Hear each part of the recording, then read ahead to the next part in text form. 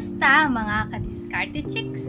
Welcome back sa ating channel na kung saan ang usapin tungkol sa diskarte sa pag-ibig. Ngayon, pag-uusapan natin ang 5 best techniques para mahulog o maadik agad sa'yo ang babae. So, wala na tayong paligoy-ligoy pa, tara na simulan na natin.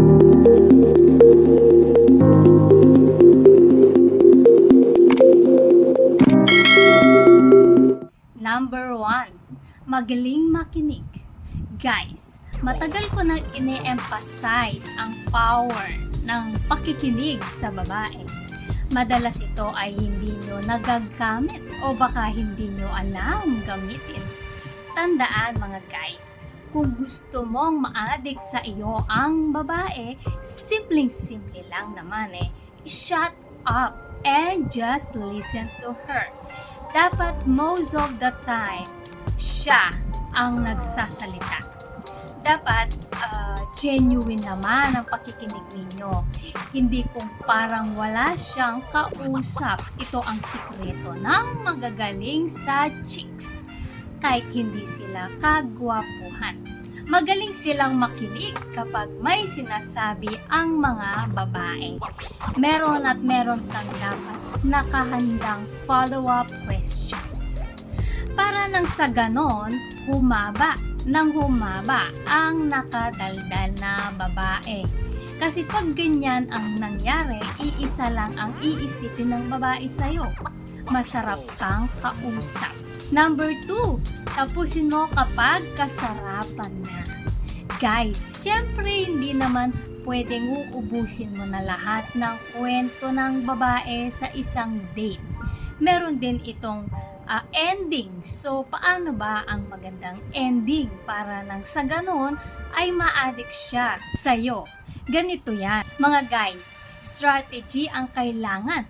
Sige lang, hayaan mong magkwentuhan kayo ng babae at hayaan mo siyang magdomina ng kwentuhan ninyo. Gatungan mo ng gatungan sa pamamagitan ng pagtatanong sa kanya.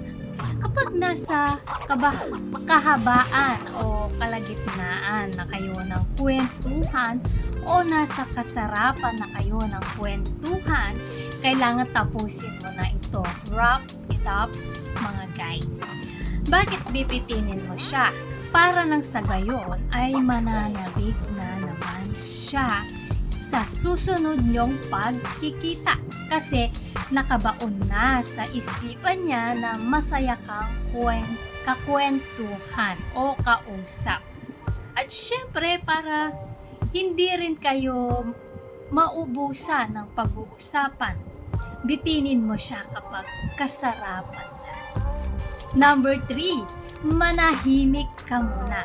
Heto mga guys, pagkatapos ng isang matagumpay na date ninyo ng babae, kapag masaya ang ending at nabitin nga siya sa kwentuhan ninyo, isang mabisang paraan para malaman mo kung nabitin nga siya o na-hook mo na siya ay simpleng wala kang gagawin ng 2 hanggang 3 araw.